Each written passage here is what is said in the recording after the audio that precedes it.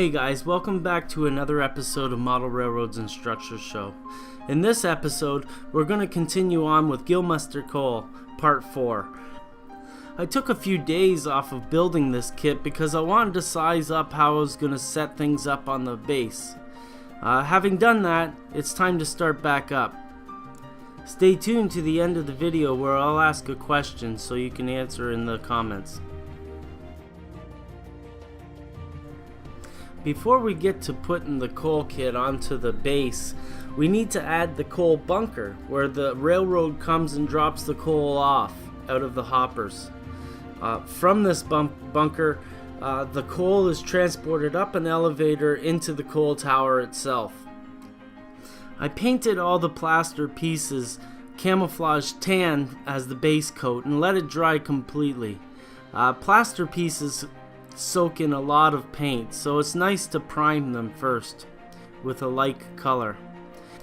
After the primer has been cured for a day or so, I added aged concrete, then set it aside to also dry.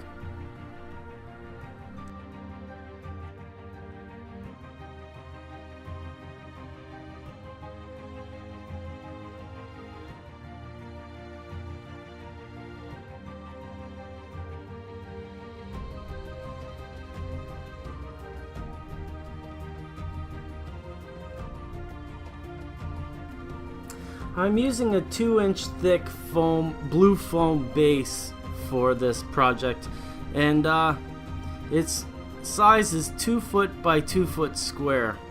I'm adding a few buildings that I'm working on at the time to just get the feel of where the coal tower fits in a city block. I want to create this as a city block because these coal towers their whole purpose was to serve the community. And these days I kind of like to do city scenes because I find out in the community people like to do industrial scenes, and I don't see many well done city scenes. So it's my challenge today to build nice city scenes.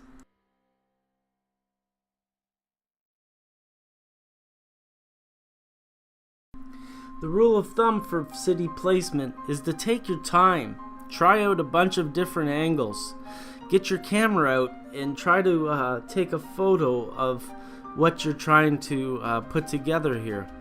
You know, it's real easy to hide a model all too effectively behind another model, and that's not my goal here. What I want to do is I want to build a coal kit that it can be photographed from all 4 sides and still be seen. At the same time, I want the model to look so busy that if you don't look in the right spot, that coal tower will be hidden, as well as a bunch of different scenes that you can find throughout the model. A model isn't just one scene. It's probably to me, it's about 6 or 7, sometimes even 20. This is a 2 foot by 2 foot base, so I have a lot of space to capture the day-to-day city life. There's a lot of people who live in a city block, and I have every opportunity here to depict that in miniature.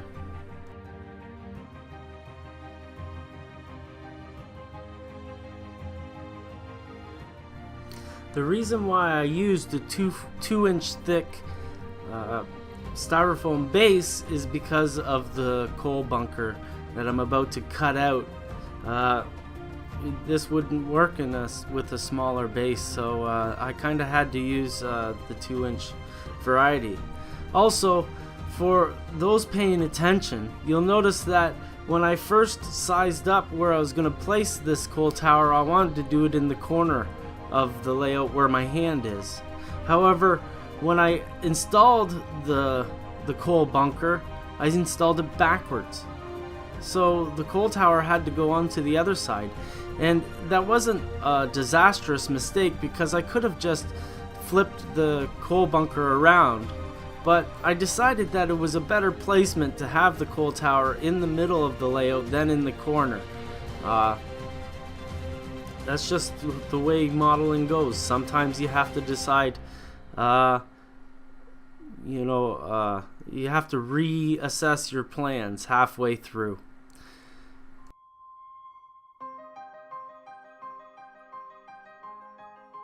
Personally, I think it works better in the middle of the layout because it gives me a lot of space for various different things. It kind of constrains the buildings I can put in beside the coal bunker, but we'll get to that when we get there. I'm just fitting it into the layout here, and I'm gonna have it sit up a little bit because I'm gonna put in my own railroad ties. I'm not using pre-engineered track. I'm gonna hand lay my own track here.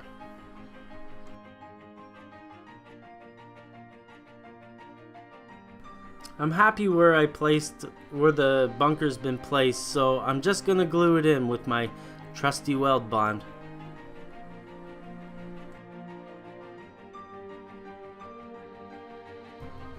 I'm gonna let the glue sit overnight so it can really cure. I don't want the coal bunker to move now that it's been placed in the layout. Also, make sure that the coal bunker is flat. We don't want it to be crooked in any way because the trains are gonna run over top of it, and you know how trains will show you when you have a uneven track surface. So this is the point where you're witnessing me figure out that I've put in the bunker the wrong way. Unfortunately, or fortunately. But again, I say it's no big deal because you gotta, when you're working artistically, I'm not building a prototype structure here, so I'm working artistically and freelancing, and what I want to do is I want to get the best scene, and I'm walking around the table right now and figuring out the fact that I've got the bunker backwards and that it's a good thing because I'd rather the coal tower in the middle anyways. Fully decided on the placement of the coal tower. I want to get the coal bunker cleaned up before we get the coal tower glued into place, or not cleaned up. We want to dirty this. Best believe we're gonna dirty this up right now. So what I'm gonna do is I'm gonna grab my Indian ink and alcohol mix. I see a lot of people who have different ideas on what Indian ink should be. Some say that you shouldn't use 70%. Some say it doesn't matter. I'm in the boat that it doesn't really matter when it comes down to it, because when Indian ink doesn't work or is not gonna work, I'll just use my oil weathering solutions anyways, or powder weathering solutions. Indian ink and alcohol is an old school method that is complemented by many more techniques available today.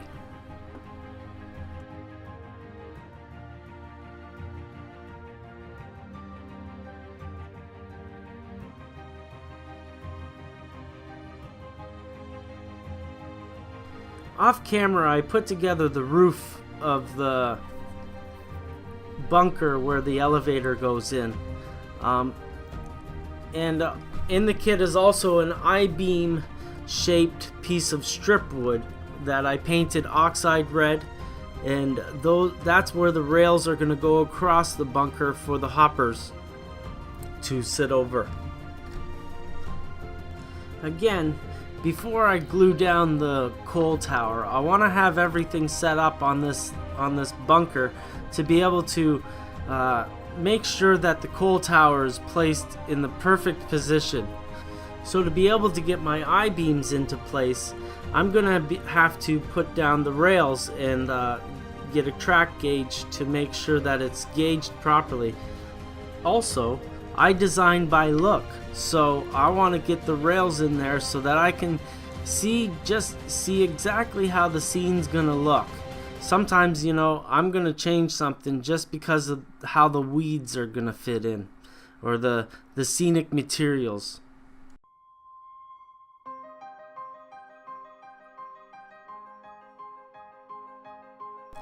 Expert track layers at this point will probably start to shed a tear at the way I'm putting these tracks together. I don't know really, because I'm not an expert track layer. However, what I'm going to do is I'm going to glue in the first side. I'm going to put a set of wheels on one side of the bunker, and then I'm going to put a set of wheels on the other side of the bunker.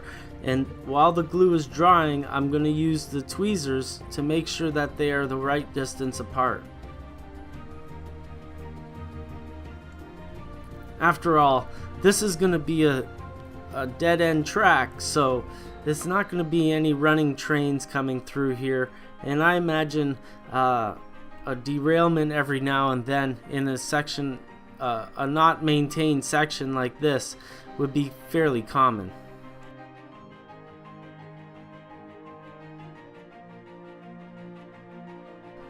So now this is where things start to get fun. I pull out my MIG washes, which are an oil-based weathering solution for military modelers. I'm going to use the brown first, and then I'm going to come back with the black. The brown adds color, whereas the black will take away the extra color that I don't want.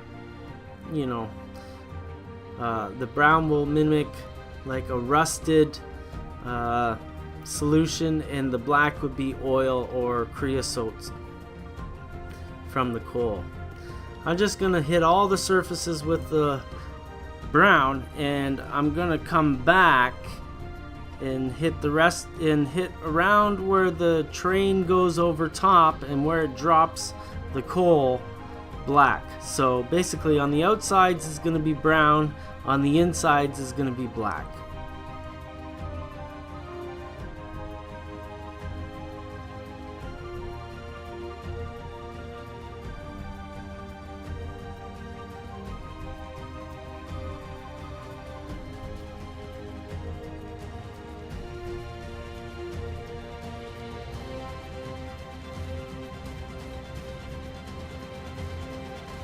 And lastly, I'm going to glue down the ties on either side of the bunker so that I can get them perfectly flat with a great big weight. I'm using weld bond glue to glue the ties down to the scenic material, and getting a helping hand from Jess as we can see.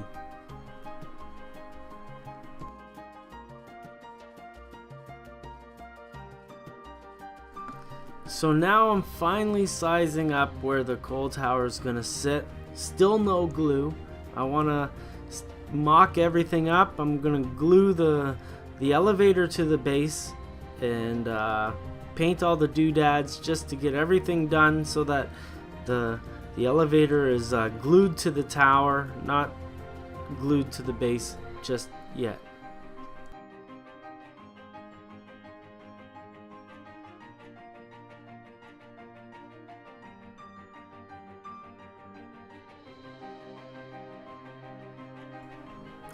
There's all kinds of little parts that still have to be added to the coal tower, but they couldn't be added before because the elevator goes subsurface, so the coal tower really couldn't stand up straight with the elevator on it. So I'm adding the parts and painting them as I go. After everything's glued in, I'll start weathering it.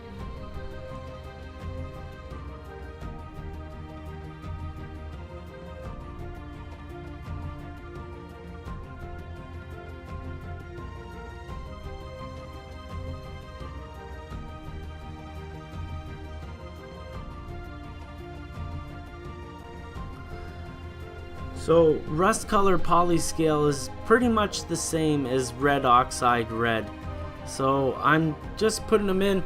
Once you add a little bit of weathering, the reds don't show too much of a difference. Actually, you can barely tell at all the more weathering you add.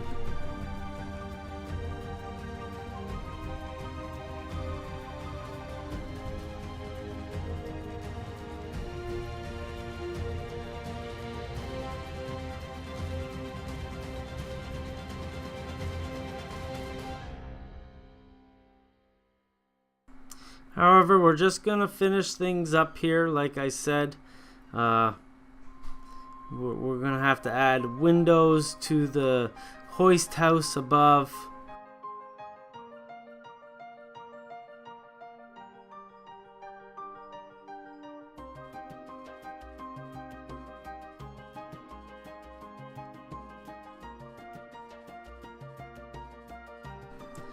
Now we're gonna add the rafters to the hoist house.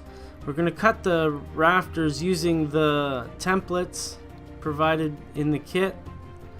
You just line them up. I use my finger to size it all up.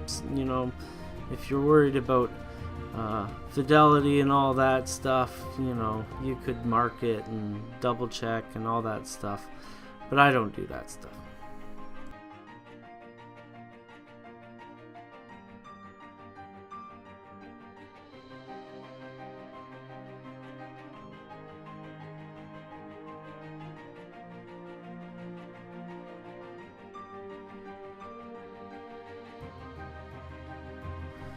Once the rafters are glued to the hoist house, I'm gonna use CA to glue the metal to the wood.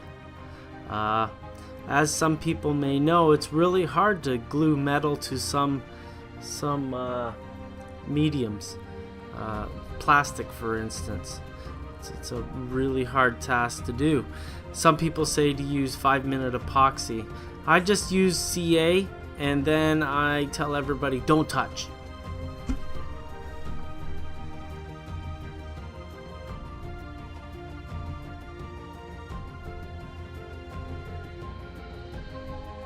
Also, all my metal sheets are different sizes, but we're overlapping these, so it doesn't really matter. Okay guys, so another episode of Model Railroads and Structures Show is in the can. That's the completion of Gillmeister Coral Part 4. The question for today's episode is, do you like voiceover to videos, or do you like live build videos? Leave your thoughts in the comments.